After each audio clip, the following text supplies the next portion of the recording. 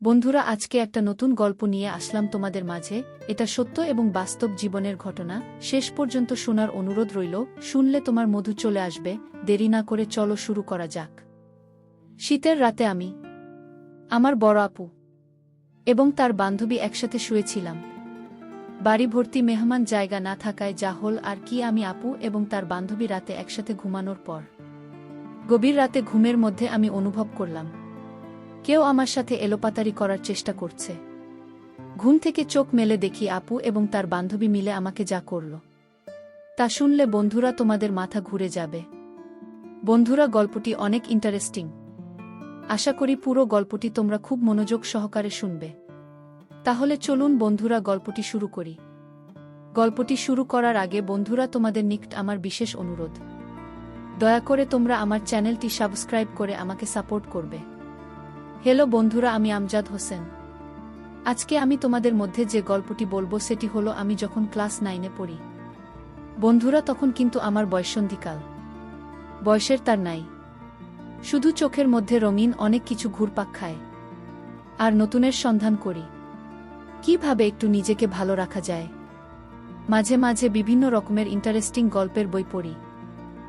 প্রায় আমি কিছু রোমান্টিক গল্পের বইও পড়ি। উপন্যাস পড়তে আমার খুব ভালো লাগে। আর সবচেয়ে মজার ব্যাপার হলো, যদি কোনো বয়ঃসন্ধিকালের কিছু গল্পের বই পাই তাহলে আমি খুব মনোযোগ দিয়ে পড়ি। বয়সের তুলনায় আমার মনে শুধু তার পাতাতেও খেলে। আমাদের ক্লাসের সুন্দরী মেয়ে দেখলে শুধু হা করে চেয়ে থাকি। আর কল্পনায় তাদের দেখে দেখে মাঝে মাঝে রাতে গোপন কাজ করতাম। আর মনে মনে ভাবতাম যদি কাউকে পেতাম তাহলে অনেক মজা করে উপভোগ করতে পারতাম। মনে শুধু তখন একটি কল্পনায় কিভাবে মেয়েদের সাথে প্রেম করতে পারতাম আর তাদের সাথে একটি মজা করতে পারতাম। বেশিরভাগ সময় মনে মনে ভাবতাম হয়তো আমিও একদিন এরকম রোম্যান্টিক মুহূর্ত পাব।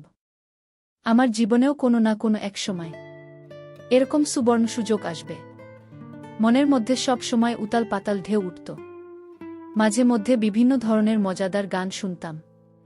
আর যদি কোনো আমার সমস্ত মেয়ে পাইতাম তাহলে তার সাথে বেশি বেশি গল্প করতে মন চায়, ভালোবাসার কথা বলতে মন চায় তো তাদের সাথে অন্য এক দুনিয়ায় হারিয়ে যায়।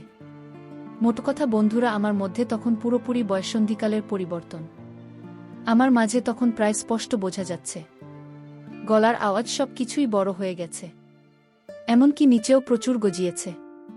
কিন্তু হায়, এসব হলে কি হবে? আমার চেহারার কোনো মায়া গো প্রতিছাড় চিহ্ন পড়ল না আজও। আমি দেখতে ছিলাম অনেকটা সরল শিশুর মতোই। কেউ দেখলে জীবনে কল্পনাই করবেন না যে আমি এত সরল। যাই হোক বন্ধুরা, মাঝে মধ্যে আমি নির্জন জায়গায় একটি গোপন কাজ করতাম, যে কাজটি প্রায় প্রত্যেক পুরুষই বয়ঃসন্ধিকালের সবচেয়ে বেশি করে থাকে। কিন্তু আমাকে দেখলে কেউ ভাবতেও পারত না যে আমি এই গোপন কাজটি করি।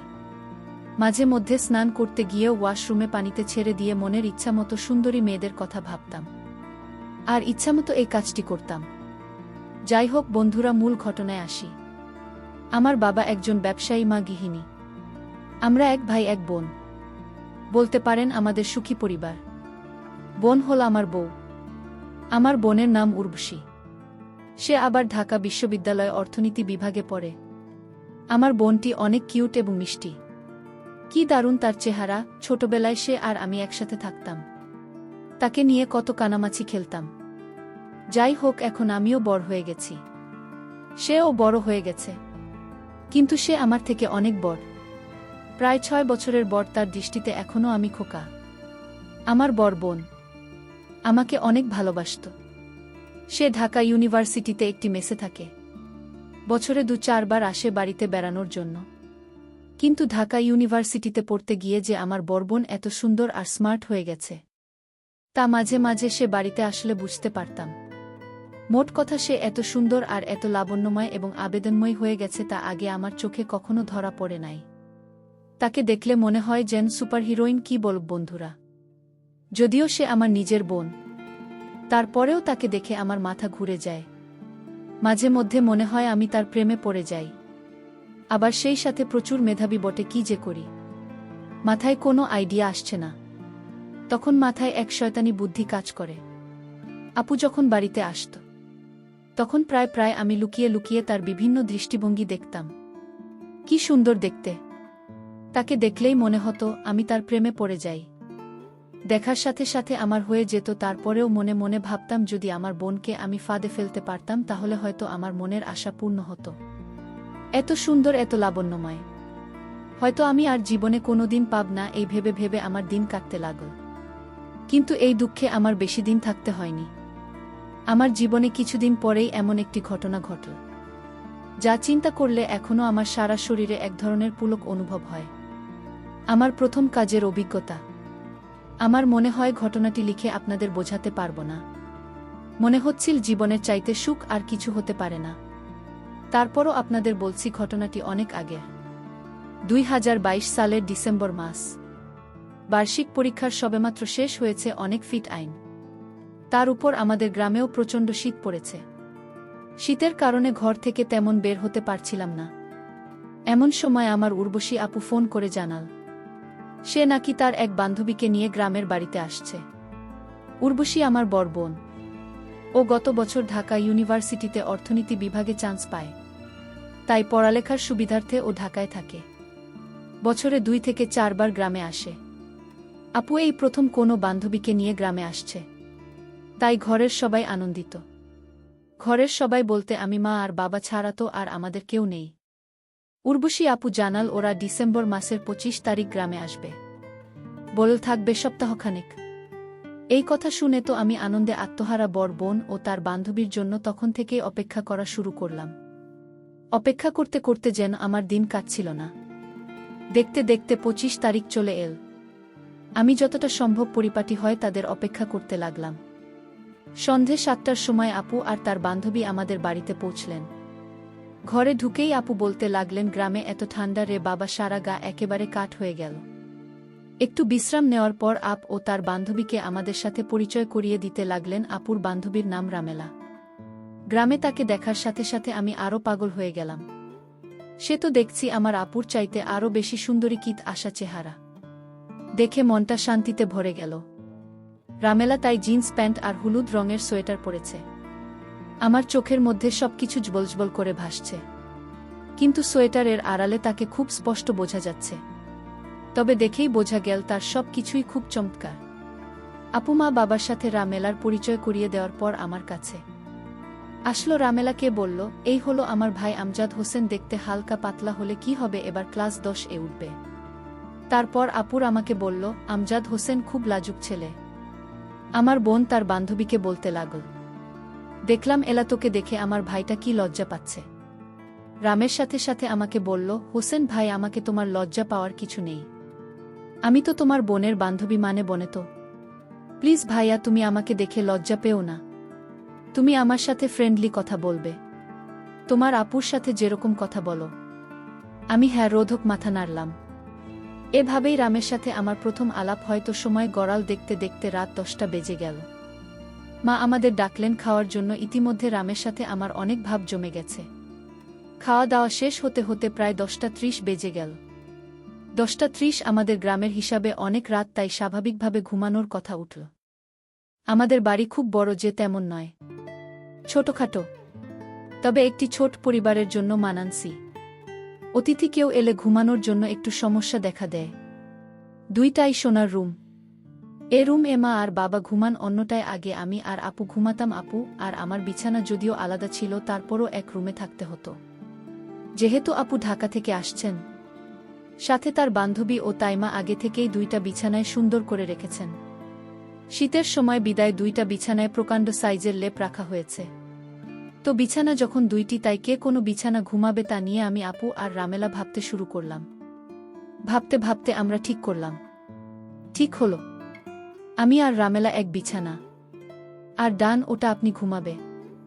সিদ্ধান্ত আপনি বলে দিলেন, কারণ হিসেবে বললেন। রামের সাথে আমি যেন একটু গল্পসল্প করি তাই। তো শীতের রাত, আমাদের সবার শরীর ঠান্ডা, একেবারে নাজেহাল। আপুরা মেলা আমি রাত 1-2টা পর্যন্ত জমিয়ে আড্ডা দিলাম। আড্ডা শেষ হবার পর এখন ঘুমানোর পালা। আপু আরামে ঘুমানোর কাপড় পরে নিলেন। আমি আরামে শুয়ে পড়লাম। আপু অন্যটায়, রামেলা আর আমি এক লেপে ঘুমাতে হবে, কারণ বিছানায় একটিমাত্র ছিলেন। লাইট নেভানোর পর ঘর অন্ধকার হয়ে গেল। রুমের ডিম লাইট নষ্ট, যার কারণে রুমটি প্রায় ঘুটঘুটে অন্ধকার। এই অন্ধকারে আমি আর কি করব, রামের সাথে একটু আধটু গল্প করতে শুরু করলাম। আমরা গল্প করতে করতে হঠাৎ দেখলাম আপনি ঘুমিয়ে গেছে। আপুর এমন ঘুম যে তার চোখে জল ঢেলে দিলেও সহজে ঘুম ভাঙে না। আমি হলাম আপুর উল্টো প্রকৃতির। আমার ঘুম সহজে লাগতে চায় না। ঘুমোতে অনেক রাত হয়ে যায়। মিতার সাথে শুয়ে কথা বলে জানলাম আমার মতো ঘুম অনেক চেষ্টার পর আসে। তো কি করা, রামেলা আর আমি কনকনে শীতের রাতে এক লেপে শুয়ে গল্প করতে লাগলাম। রামেলা আমাকে বলল, তোমাদের এখানে তো অনেক ঠান্ডা লেগেও ঠান্ডা হয়ে আছে। আমি বললাম, হ্যাঁ আপনি ঠিক বলেছেন, রাত যত বাড়ছে ঠান্ডাও তত বাড়তে থাকে। রামেলা শুনে ভয় পেয়ে গেল। বল, হায় ভগবান, আজ না জানি কি ঠান্ডা লাগবে। আমি অভয় দিয়ে বললাম, ভয় পাওয়ার কিছু নেই, আমি আছি তোমার সাথে, তুমি কোনো চিন্তা করো না। তারপর গল্প করতে করতে হঠাৎ আমি ঘুমিয়ে পড়লাম। রাত যখন গভীর হল তখন আমি অনুভব করলাম কেউ আমার সাথে মজা করার চেষ্টা করছে। তখন আমি আধো ঘুমে। ওমা, আমি ঘুম থেকে একটু উঠে দেখি আপুর বান্ধবী আমাকে বাচ্চা মনে করে আমার সাথে কেমন জানি অদ্ভুত আচরণ করছে। গভীর রাতে হঠাৎ কেউ আমাকে নিয়ে এলোপাতারি করার কারণে আমার ঘুম ভেঙে গেল। ঘুম ভাঙার ফলে আমি চোখ মেলে দেখি আমার দিদি আর তার বান্ধবী মিলে আমার সাথে এক অন্যরকম আচরণ করার চেষ্টা করছে। আমি তাদের আচরণ দেখে প্রথমে ভয় পেয়ে যাই।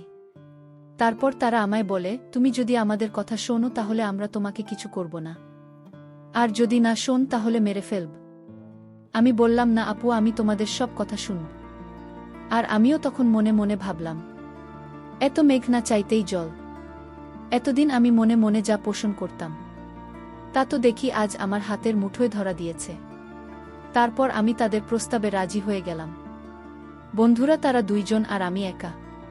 কি করে তাদের সাথে পারি, তারপরেও আমি অনেক চেষ্টা করলাম তাদের খুশি করতে। সবচেয়ে মজার ব্যাপার হলো, আমাদের সকলেরই সেদিন ছিল জীবনের প্রথম এমন অভিজ্ঞতা, যার কারণে প্রথমবার একটু সমস্যা হলেও যখন প্রথম আমি তাদের সাথে কাজ করতে চাই, আমি কিভাবে কাজ শুরু করব কিছুই বুঝে উঠতে পারলাম না। তার আপু তার বান্ধবী মিলে আমাকে শিখিয়ে দিল আমি কিভাবে কাজ করতে হবে। তারপর বন্ধুরা আমি একাই আপু এবং তার বান্ধবীর সাথে সারারাত ইচ্ছামতো কাজ করে আমার মনের আশা পূরণ করলাম। তবে প্রথম প্রথম আমার একটু অসুবিধা হয়েছিল, তারপর আমার কাছে অনেক মজা লেগেছিল। তাদের প্রথম প্রথম অনেক কষ্ট হয়েছিল, একটু পর তারা স্বাভাবিক হয়ে গেল।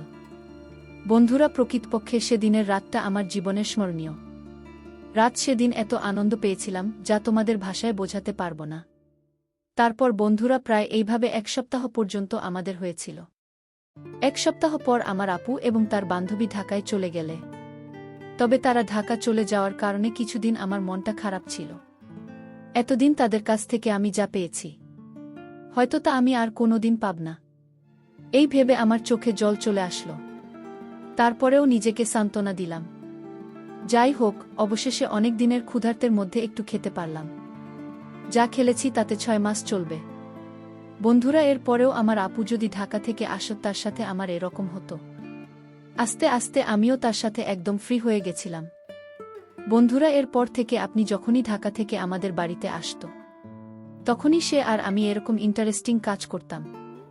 এভাবেই কেটেছিল আমার বয়ঃসন্ধিকাল। সত্যি আজকে সেই বয়ঃসন্ধিকাল, তাকে আমি খুব স্মরণ করি এবং সারা জীবন স্মরণ করব। বন্ধুরা, আজকে এই পর্যন্তই। আবারও আসব তোমাদের মধ্যে নতুন কোনো ভিডিও নিয়ে। ভিডিওটি যদি তোমাদের ভালো লাগে তাহলে একটি লাইক দাও। প্রতিদিন আমি তোমাদেরকে একটা করে নতুন গল্প উপহার দিব, তাই তোমাদেরকে অনুরোধ করে বলছি, তোমরা যদি এরকম ধরনের ইন্টারেস্টিং গল্প পেতে চাও তাহলে দয়া করে আমার চ্যানেলটি সাবস্ক্রাইব করো। পরিশেষে তোমাদের সকলের সুস্বাস্থ্য কামনা করি। ভিডিওটি দেখার জন্য তোমাদের সকলকে অসংখ্য ধন্যবাদ।